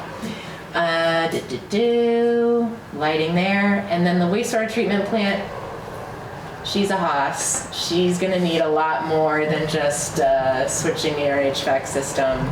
And there is a specific program within Efficiency Vermont that addresses wastewater treatment plants because they are so unique. So I don't know, I don't really need like a council approval, but I think that's another conversation that MERT funds are not going to be as well spent there because it is like circulating pumps and there's nothing over there and it's just more hairy. Okay, I think it's big picture. And this is our team. So we got Tom, who's willing to be project manager, and I can help coordinate the grant part.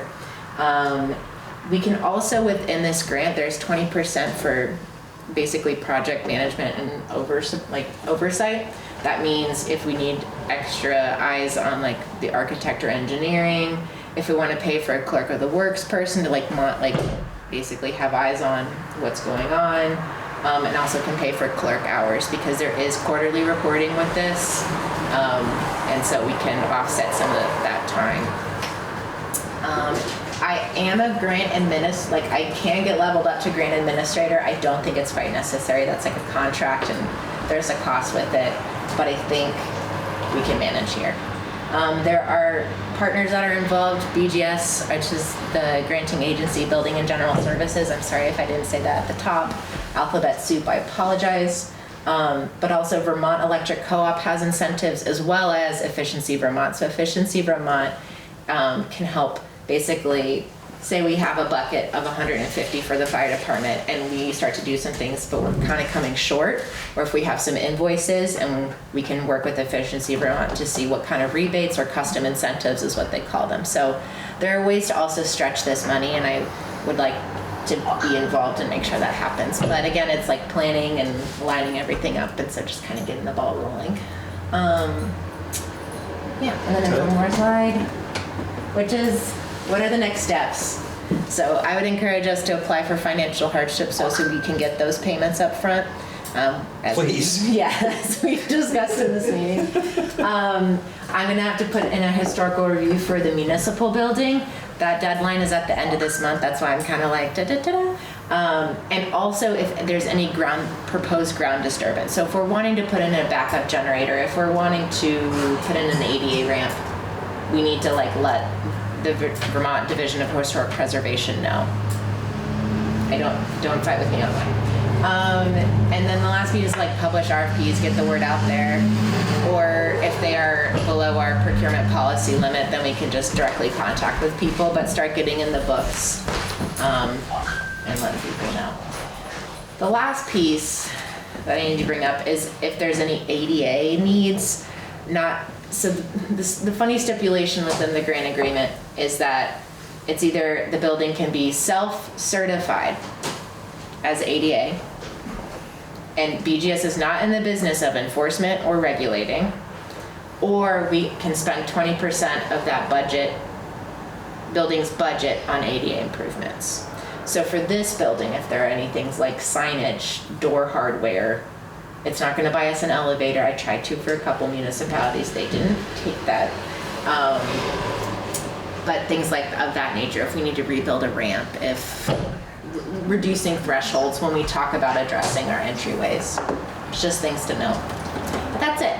So, and big picture again, coming back to like why I wanted to talk about all of this, is Tom was talking and saying, hey, before we like just charge out in February with these items, we wanted to talk about the longevity and where we would like to focus funds. Is our priority certain buildings just because they're newer and better and we want to maintain them? Is there any disinterest in a building because we're thinking the city is going to not want to own that property in the near future? And in general, like I think Tom's insight on what needs to be done is really valuable, but if there's any other priorities like human comfort, occupant comfort, or just payback period. So those are, I know, a lot of questions into one. I'll stop talking for a moment and see if there's any questions or comments. Could we take the funds that you have earmarked for the wastewater plant and disperse those amongst the other buildings? Because you said there's other funding for the wastewater plants. Could we do that if we needed to? Yes. So to speak to the flexibility of this scope, as long as those funds would be going towards other envelope improvements, other HVAC, other lighting, yeah, likely, again, I skipped over the assessment, estimates, and then we put it in application, and the reality is costs are going up, things are gonna be expensive, and so likely we're gonna run thin in some areas, and we are able to augment between buildings and also measures themselves within the building. Yeah. Thank you. Yeah. I have a question for Tom, actually. Yeah. Tom, do you have a sense, given kind of your workload, what kind of timeline we're looking at to try and begin working on these projects? Well, I've got a couple questions because, and I think you just answered one that Andrew had asked, and I think, I don't know if I want to push to where Carter was going, but there's been a lot of talk in the last year or so about this building. So initially when we sat down, so where do we want to focus? Do I focus on this building? And I mean, the city has spent a lot of money in this building in recent years. But do we want to focus on this building per se with this grant if this building's not going to be in the picture in a few years? That'd be a council question. Yeah. And I think Andrew answered the question. So if we didn't focus on this building, which initially we didn't, we can transfer those funds to the other buildings. So we focused, from our first few conversations with fire, Gateway, Public Works, and the wastewater plant. And I have been working with a local contractor It's not finalized, and Karen and I spoke last week about possibilities of putting an RFP together with some of this information. I'm still waiting on some of the information. With those facilities, we focused on the heating systems, HVAC, the fire station and public works are unique, and our ventilation system when the equipment's running.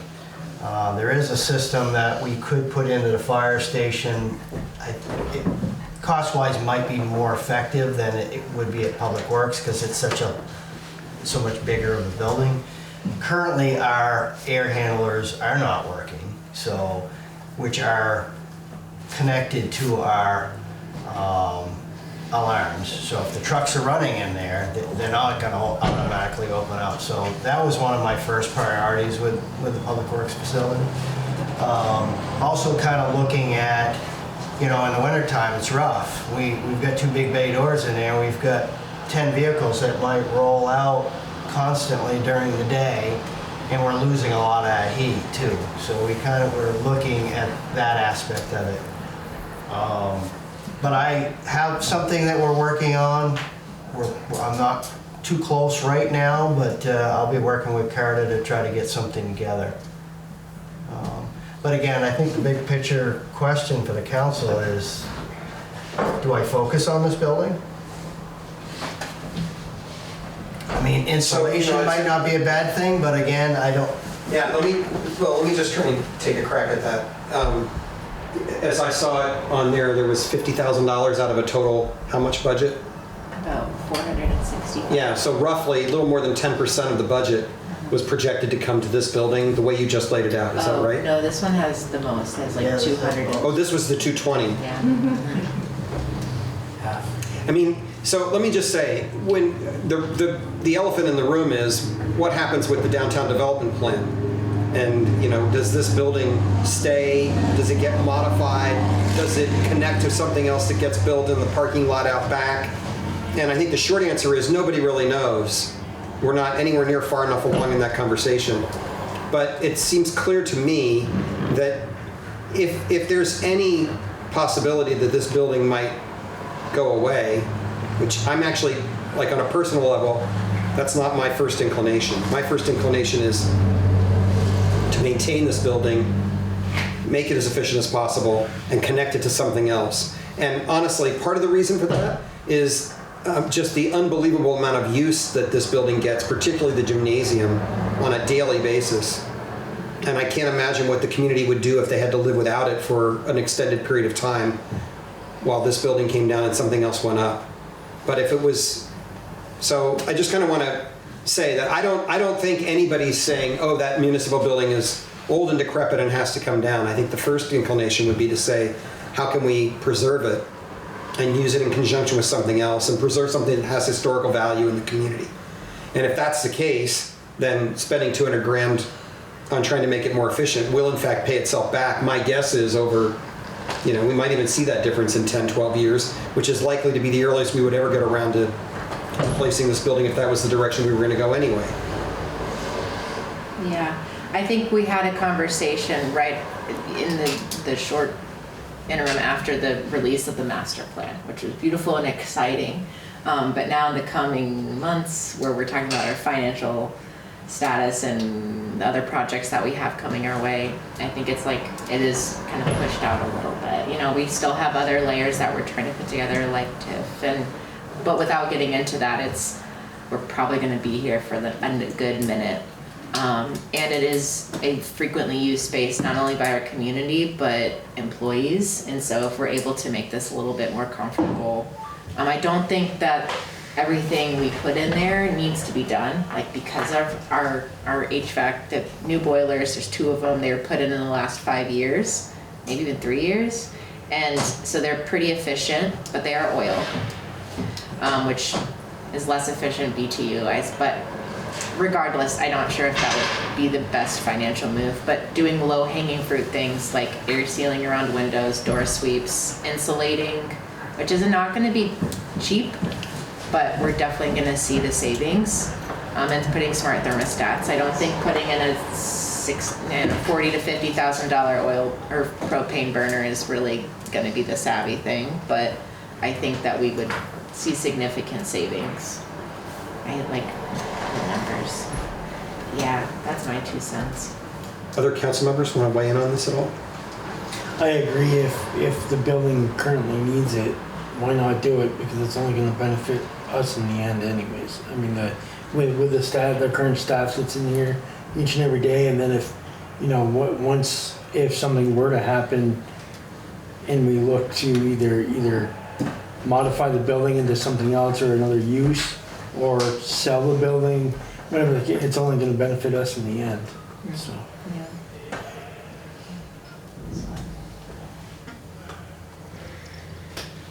Yeah, I would think insulation is a pretty low-hanging fruit thing. If there's as little as you describe in the ceiling, especially in the gym part.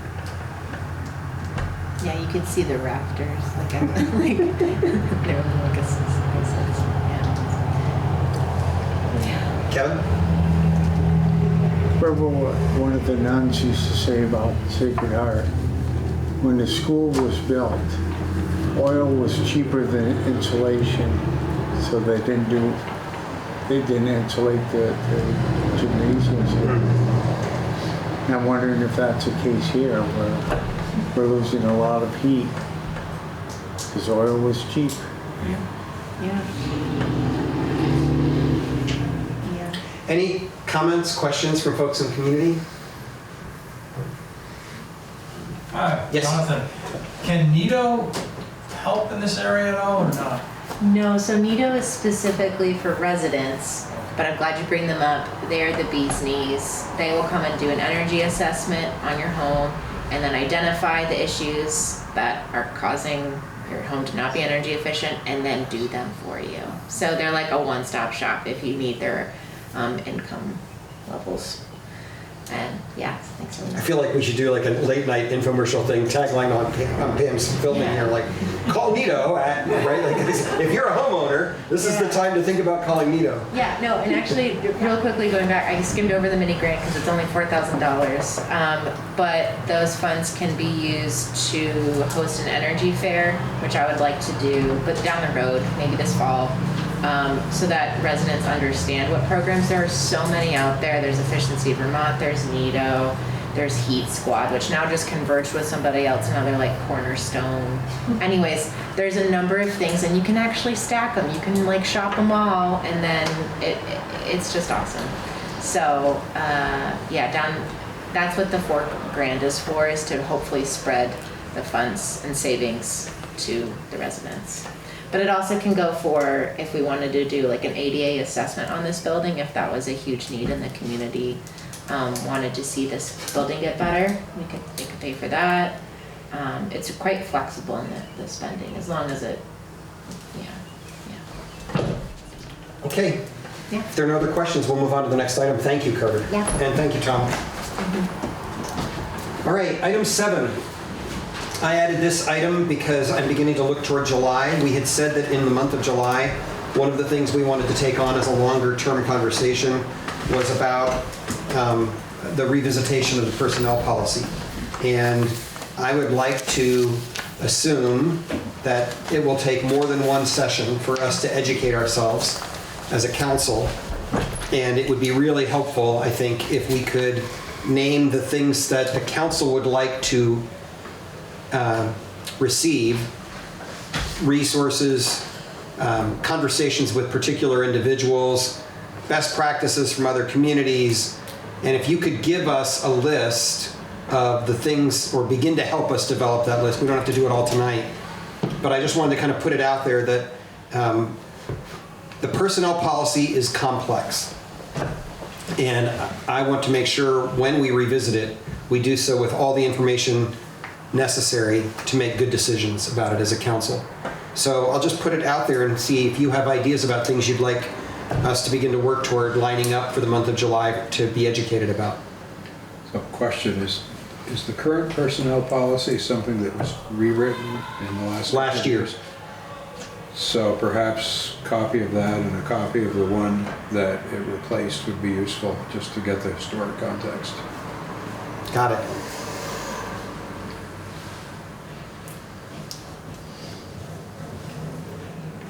Oh, go ahead. No, I've been talking more. I believe there was the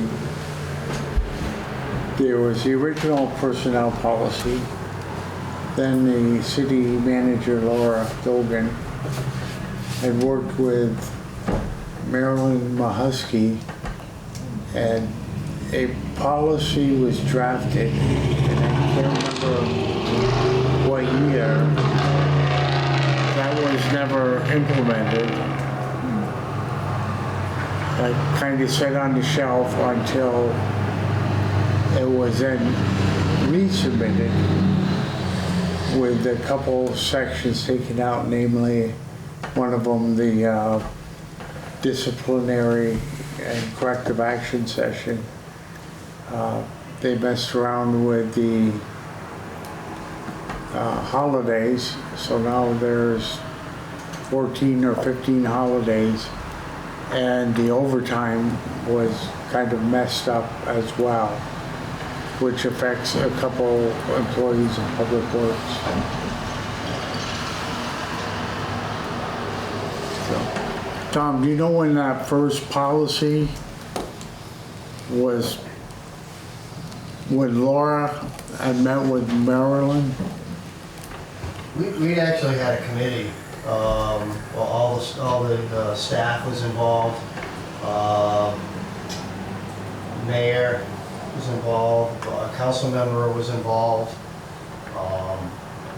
And then our draft was eventually, and we worked with leagues of cities and towns. That's really where we got the template from them, and we transferred our current one to that. The last we all knew, that policy was ready to be approved. And Laura got done, so it got put on the back burner. And when it came back out, there was quite a few changes made, as Kevin had stated.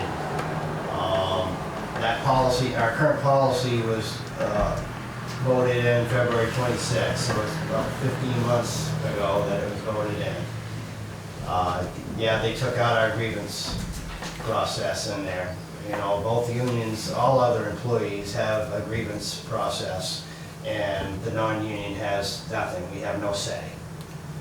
And the biggest thing for me, really. So actually, I want to stop you there, Tom, because I don't want to go, I just want to get resources we're looking for. We're going to have this conversation, but not until July. Okay. So I just want to know what information we want in front of us to start the conversation. So the other thing that Kevin stated was the overtime. And it doesn't just affect my two non-union foremen. It affects Stacy, Robin downstairs, anybody that's not union. Their overtime's after 40, and if you have a holiday or take a vacation day, you gotta make up that 8 hours. That's not the way the union is. Okay, so I'm going to stop you there again. I hear you, and that's the conversation we're going to get to. What I want to know tonight is what information do we want to get us to best practices so that the council can make a good decision about what the personnel policy should be going forward. Can we have a copy of the union contract as well? Sure. Yeah.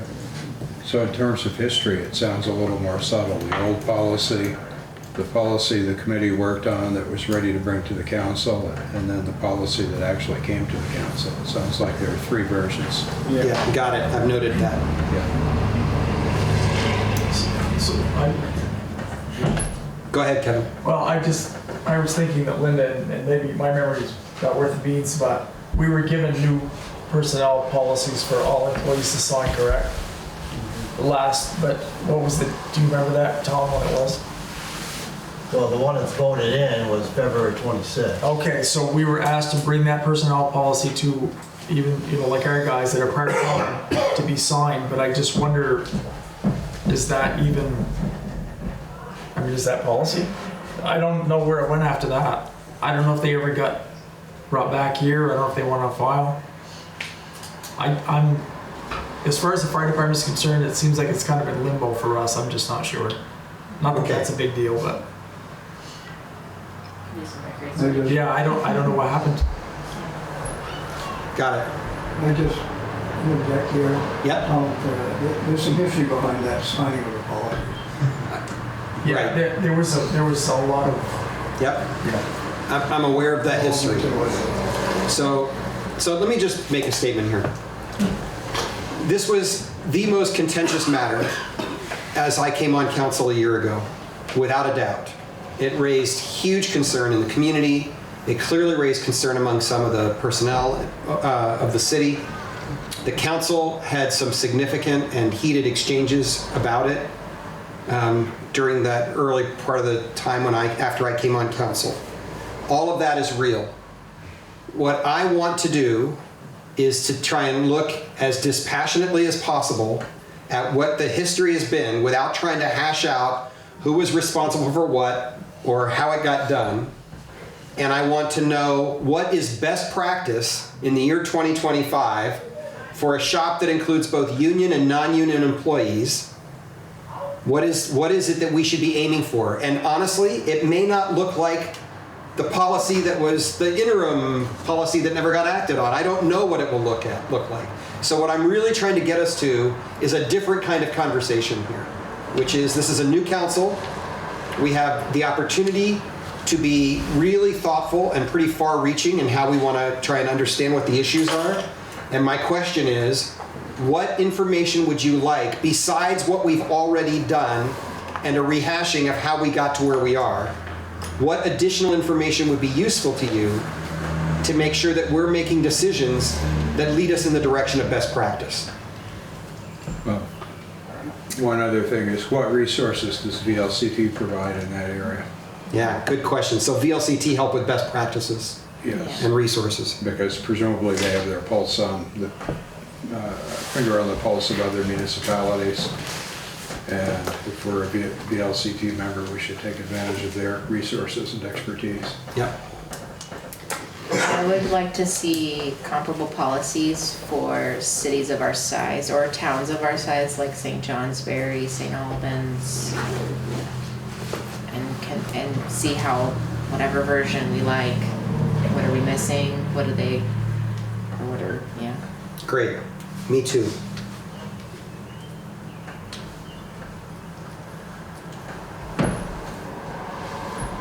Anything else? Any other thoughts from the community? Okay, as I look at this, Rick, I just had, yeah, go ahead. I think Kevin had kind of stated it too. I'm pretty sure they sent, I'm just curious, they sent them to the union members too, and I don't believe they ever signed them. Yeah. And so I'm just curious, and I believe the personnel policy was more based for the non-union. Could be wrong, because there are probably things in there that should pertain to union members as well, but they refused to sign it. So just a thought, and I'm not 100% sure of that. The takeaway, Tom, that I hear from that I think is extremely useful is the education that I need, and I suspect I'm not the only one at the table who needs it, about how union and non-union employees can and should be handled in terms of the development of a personnel policy and the enforcement of a personnel policy. so the wording should address both. Correct. So that's one of the questions that we can certainly ask is what do we need to know about a shop like ours that has both? Okay. Right, and one issue is that how do you reconcile the personnel policy with the union contracts?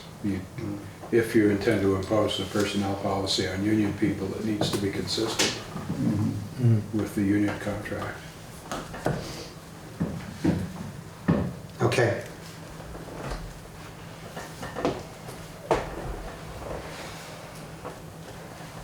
Okay, so just by way of setting expectation, both with the council and with the community, I look at that agenda and I say to myself, there is no way this is a one and done or even a 1 month and done prospect. It's going to take us some time, and what we can do with Carter's help with our schedule is Carter and I can work together to figure out how we educate ourselves over a period of time. So I intend to schedule a period of time at each of our meetings beginning in early July. And I would expect that we would try and wrap this up, I hope, in August at some point. But I don't think anybody should count on there being a new personnel policy by July 30, whatever, how many days? 30 days, how September, April. Anyway, by the 31st of July, there's no guarantee in my mind that we'll be ready.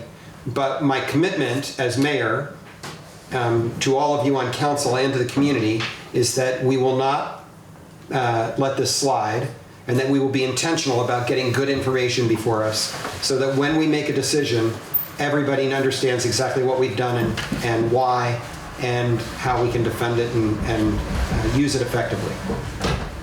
Okay?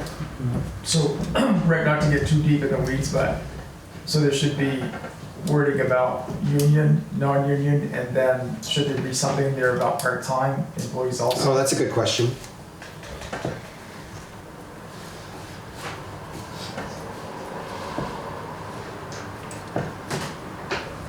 Okay, and so you can expect that we'll invite some folks in, kind of like we did with Chip tonight, from VLCT, maybe colleagues from sister cities, to just talk about their experience. So it won't all be looking at documents, and at some point, we will have collected enough information so that we can kind of hash and rehash the actual content of what we're aiming for. Okay? Any questions? Okay, let's see if we can pull this off together. That's number 7. Item number 8 on the agenda is public comment. Do we have anyone signed up for public comment tonight? I signed up, but I'm okay. We wore you out. That's great. Okay, thank you, Ann. Rick, can I just say, I didn't sign up, but can I just clarify one thing from the fire department? Please. So, we use the term hazards because we're looking at it as different from a citizen. So maybe a better term to use is asset. The city like a lake, for instance. Yes, right. It's a huge asset to the area, but we're looking at it as, do we have what we need to respond effectively? Yeah, that's a great point. So I just wanted to clarify that it's not a negative thing. It's a positive thing that we have all these assets. We just want to make sure that we are prepared to protect them. Thank you. Yeah, they appreciate your thoughtfulness. Okay. Can I make a comment? Mm-hmm. I read this in the Daily Express on May 22nd. I meant to bring this up last meeting, I didn't. I just need to clarify something, if you don't mind.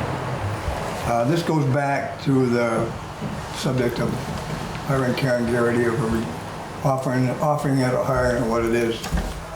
And I was reading this, and it said the former mayor raised the subject at a September 18th meeting, asserting that City Clerk Jim Johnson was incorrect with the wording of the motion. Jim Johnson was not incorrect with the wording of the motion. That was word for word from the tape. She asked to amend the minutes of September 11th meeting to reflect the contract offer was extended, but was not to hire Garrity. Then it goes on to say, Mr. Wilson expressed confusion, stating his motion was intended to hire Garrity, and Mr. Vachon confirmed the intent of the motion. I just want to say that the clerk's office does not change motions or make up motions. They're taken directly from that. Fair enough. Word for word. So I'll just say a word, which is that I'm actually deeply grateful for the local news sources that we have here. All of them, and I depend regularly on the Express, the Chronicle, the Dispatch, those 3 in particular, not to mention a number of folks in the community who, some of whom are in this room, who keep the community well informed through social media. And sometimes their information is extremely detailed and spot on, factually correct. And sometimes mistakes are made, in my judgment, not because of ill will, but because we're dealing with very complex matters. And this is a classic example of a complex matter. We're trying to go back and rewrite a series of things that took place a year and a half ago. So I just want to make sure that everybody in the community understands that from my perspective, the council's actions are the council's actions, and anybody who wants to see them can see them in the minutes that our clerk creates and that we approve at each meeting. Or you can go back and watch the tape because NEK-TV does a marvelous job of making sure that archive exists for all of us, and it's used often. So the council is not responsible for how things get interpreted by local media. I'm not. I understand. I just want to be really clear with everyone that I'm not interested in our meetings in rehashing whether or not the press gets it right. What we're concentrating on in these meetings is whether or not we did what we said we did. Did we, or what we intended to do, and were we clear about it? That's what matters. So your point is well taken, Jim, which is that, and I think it's exactly why we took action 2 weeks ago in the way we did. It fixed the record, and that's what stands tonight. I'm Okay? not criticizing the press, they only put in what they heard, I understand. but. I'm just saying, I'm not interested, I want to be clear with everyone, including the council. I am not interested in rehearsing this. When mistakes are made in the press, the only reason that we would revisit it is if we think that we have been confusing in our own action or how we interpreted that action as a council. Other than that, in my judgment, the council action stands on the face of it. I understand, I agree. Okay. But when they name me personally. I understand your concern. I'm gonna bring it out. Fair enough. I think my point is understood, yes? I understand. Okay, fair enough. I think you know where I'm coming from. I understand entirely where you're coming from. And this council took action I know, that I think does exactly what you're talking about 2 weeks ago. Okay. Are there other additions? No, what are we looking at here? New business. Kevin? No, thank you. John? No, thanks. Andrew? Yes, I read an article. Travis is not able to be here, I assume, but he just, a new graduate from the police academy, Samuel Bazari, just graduated over the weekend, and he's joining the force, so I believe he's welcomed with open arms, and he's going to be a great advocate for the city here. Great addition. Thanks for lifting that up, Andrew. Yeah. Carter? Just wanted to say thanks to the folks that painted freshly all the crosswalks in town. It helps keep our, I don't know, I first saw the ones around the school being done, but I realized like everywhere, and that warms my heart, making our city a little bit safer for pedestrians. So thanks to those involved there. Just a comment, Main Street will be done tomorrow, will be coming out tonight, so. Oh, yeah. Great.